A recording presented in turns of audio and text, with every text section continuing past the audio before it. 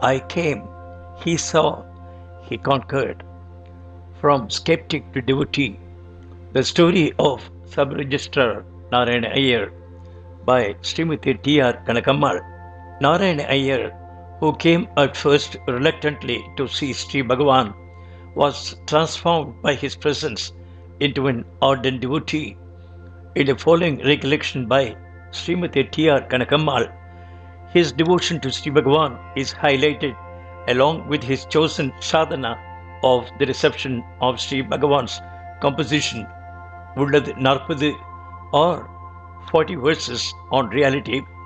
Ulladu Narpadu, the genesis of which was given in the last issue of the Maharshi, is a series of inspired verses which encapsulates the Upadesha given by Sri Bhagavan.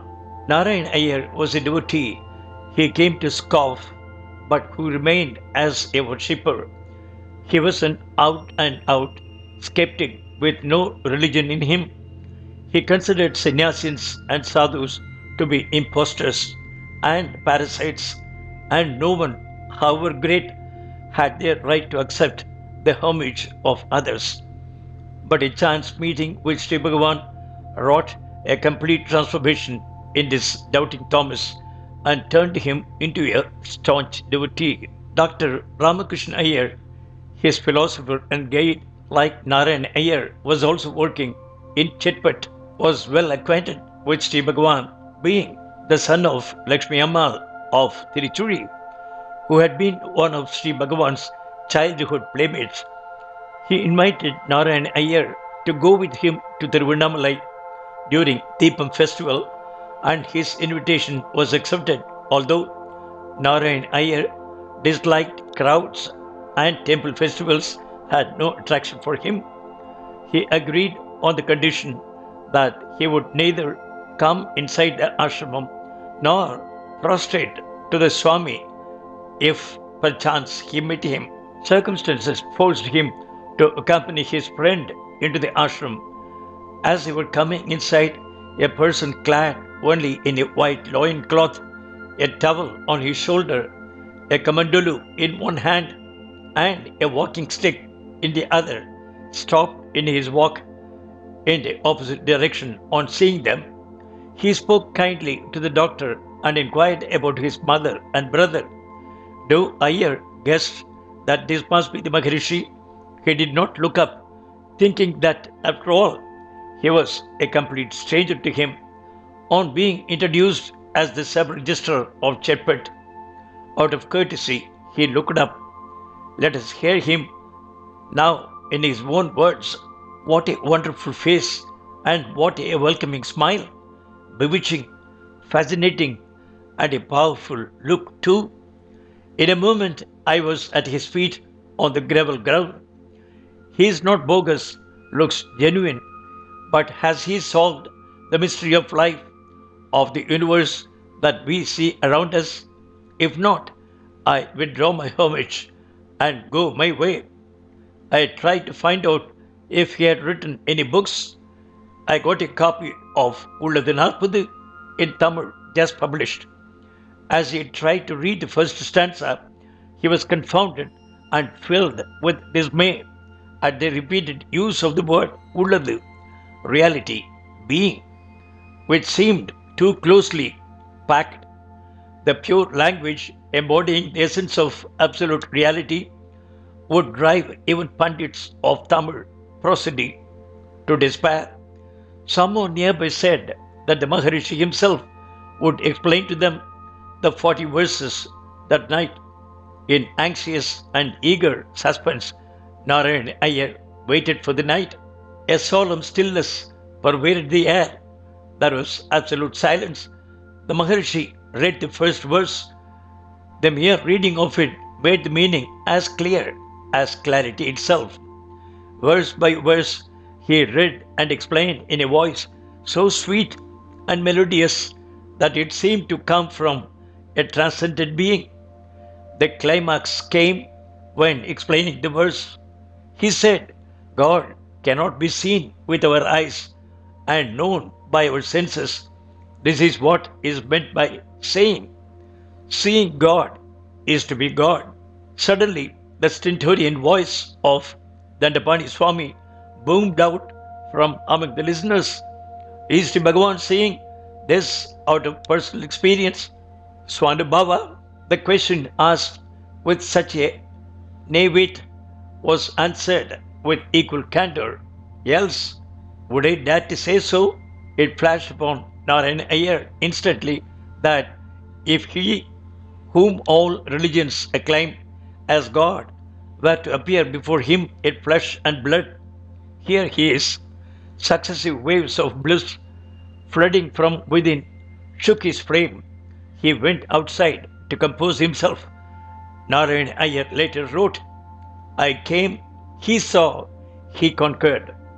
The spell was thus cast. To him, henceforth, Sri Bhagavan was his God. Sri Bhagavan was the way and the support on the way as well.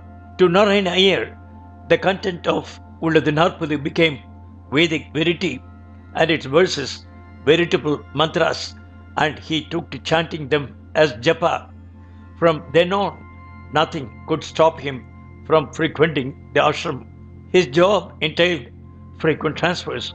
However, there was no let-up in his regular visits.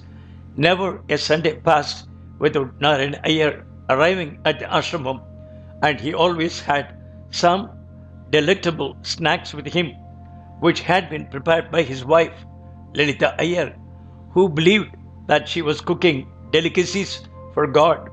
These were savored by everyone, as Sri Bhagavan would never accept anything unless there was enough for all. Once, when Shantamma inquired of Sri Bhagavan whether she should prepare some snacks in the ashram, Sri Bhagavan replied, Tomorrow is Sunday. Narayana Iyer will be arriving and will surely be bringing something to eat. In the afternoon, devotees bringing snacks would offer the entire lot in their containers to Sri Bhagavan. After a quick look around the hall, Sri Bhagavan would pick up a little and hand over the rest to the attendant nearby to be distributed in equal measure among those present.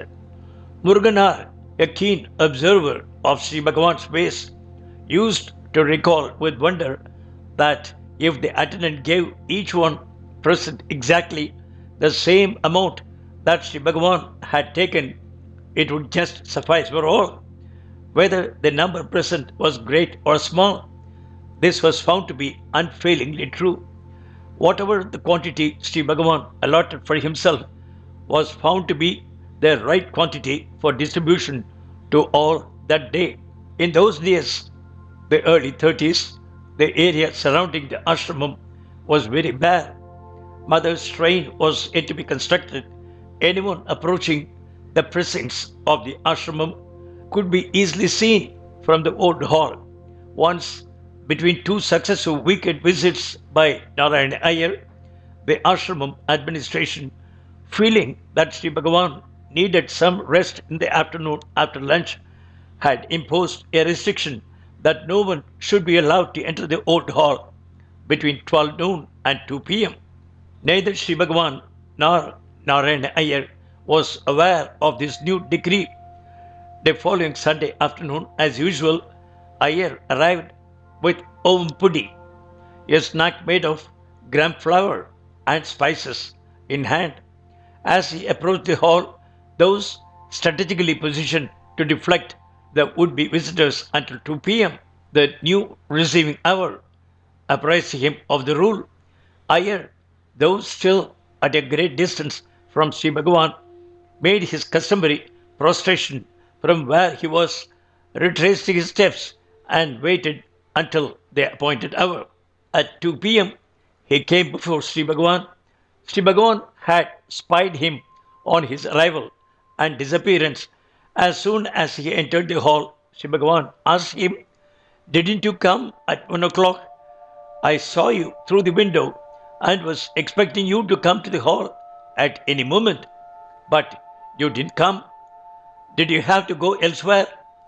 Narayana Iyer, who had no idea that Sri Bhagavan was not supposed to know of the new arrangement, replied in all innocence, "My train arrived late and I could come only at 1 o'clock, but was informed that Sri Bhagavan nowadays rests in the afternoons and is not to be disturbed until 2 p.m.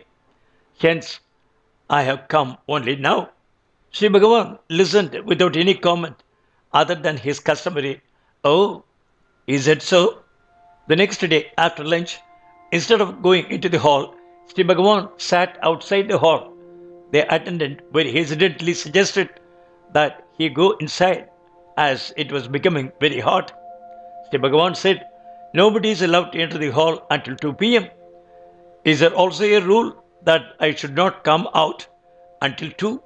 Then Sri Bhagavan, the very embodiment of compassion, added, "People come from faraway places by various means, suffering innumerable hardships in order to get here. How can they be sure of the exact time of their arrival when they come after all that? How fair is it to deny them ready access?" Hearing this, the management immediately revoked the new rule. Owing to the profound grace of Sri Bhagavan, in due course, Narayana Iyer was posted to Tiruvannamalai itself. He was the first in the long line of devotees to have had the rare privilege of establishing a residence near the ashramam in order to be in the holy presence of Sri Bhagavan on a regular basis. His entire sadhana comprised of simply remaining with Sri Bhagavan whenever possible in the hall or in the kitchen, cutting vegetables, grinding chutney, and preparing breakfast in the wee hours of the morning. Prior to constructing his house, Iyer took the plans to Sri Bhagavan to have them blessed. After careful perusal, Sri Bhagavan observed, "The plan is all right, but where is the well?" Though Iyer had a location in mind, it was not marked on the blueprint. This turned out to be a benediction, as Sri Bhagavan selected the site and marked the exact location. Later on, one could see what a blessing it was. Not only was the water as sweet as tender coconut water, but the well never ran dry and was thus a source of succor for the entire neighborhood in times of severe drought. His wife Lalita was a truly sattvic woman, given to dharmic ways and scrupulously adhering to the sastric injunctions pertaining to a Brahmin housewife. Simple, carefree, and unattached, she ran the household with a contented mind and to the satisfaction of the entire family, making optimum use of the resources available to her. Sub-Registrar Narayana Iyer derived inordinate pleasure in serving his cow. Tending his garden was also dear to him. The occasions when his cow was about to give birth were significant enough to merit a day's leave from his work. This exclusive privilege, Mrs. Iyer humorously used to remark, was the cow's alone and not extended to his wife for her deliveries. Iyer's one passion was to chant Ulladu Narpadu unceasingly. Neither conventional Vedic duties nor extravagant ritualistic observances had any attraction for him. The constant chanting of Ulladu Narpadu was all the religious observance known to him. It would start right from the morning. Died in South Indian Brahminical custom, Narayana Iyer looked forward to his invigorating cup of morning coffee. The person who milked the cow used to turn up at 5 a.m., announcing his arrival by ringing his bicycle bell. Iyer, who would invariably be chanting Ulladu loudly, would open the gate for him. The day would therefore begin with Ulladu, a routine so predictable and punctual that the neighbor opposite him, an elderly lady, remarked that she could safely set her clock by his recitation in the morning. His chanting continued throughout the day while he watered the plants or gave the cow a bath. If ever he were to hear a voice raised in argument among children, he would simply raise his voice and chant louder. It was a wonder to see the children immediately quietened, as if the mesmerizing spell of this powerful mantra made them aware of Sri Bhagavan's very presence. Iyer had unshakable conviction that Ulladu Narpadu was verily Upanishadic truth.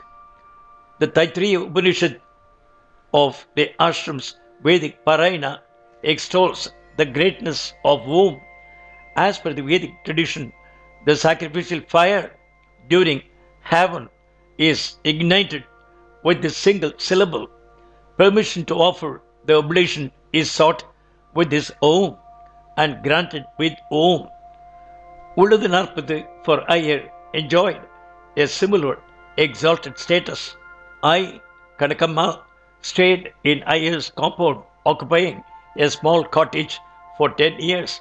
He looked upon me as his own daughter. He always made himself aware of my requirements when he procured groceries for his own household and would always meet my needs. Nights were an ideal time to be with Sri Bhagavan, though the ladies were not allowed this privilege. In the sweet and silent hours of the early night, permeated by the powerful presence of Sri Bhagavan, those around him never knew the passage of time. That was when Sri Bhagavan regaled devotees with the most interesting stories and soul-stirring incidents, immersing them all in waves of bliss. And what bliss it was to be alive then! To be in the presence was heaven indeed. These few devotees had Sri Bhagavan exclusively to themselves, for even the attendants would quietly depart, leaving them alone with Sri Bhagavan. As Bhagavan's Mahanirvana approached, Narayana Iyer was never far from Sri Bhagavan. At that time, Sri Bhagavan's water pot and walking stick were in his room, as he could not use them anymore. I sensed that several people had sacred designs on them, wanting to take them away and preserve them as private sacred relics. After the Mahasamadhi, Abhishekam and Arti were performed, and the holy body was taken in procession in a small ratha, a hand-drawn cart, around the mother's shrine. I took this opportune moment and picked up the walking stick and Kamandalu and slowly walked ahead of the ratha up to the Samadhi chamber where the body would be enshrined. He descended into the chamber where the body was placed and laid Sri Bhagavan's walking stick and Kamandalu on either side of the body. The Samadhi pit was then slowly filled in. In the aftermath of Sri Bhagavan's Mahanirvana, Iyer did not give up his earlier routine of having Sri Bhagavan's darshan daily. He had darshan of Sri Bhagavan at the Samadhi shrine and continued to visit the old hall. The Iyers stayed on in Tiruvannamalai, as did Chadwick, who for a time took up residence in the Iyer compound in a small thatched roof cottage until he was invited by the ashram management to move back there again. Later in life, the Iyers moved to Madras, where the children took care of them in their old age. Narayana Iyer and his wife were in the Grihastha householder ashramam and followed dharma meticulously. Yet mentally both had donned the ochre robe, and the way they lived was a penance, tapas, that required no other spiritual practice. Wherever Iyer went, his continued recitation of Ulladu Narpadu made the air around him vibrant with the holy presence of Sri Bhagavan, compelling an inner response from all.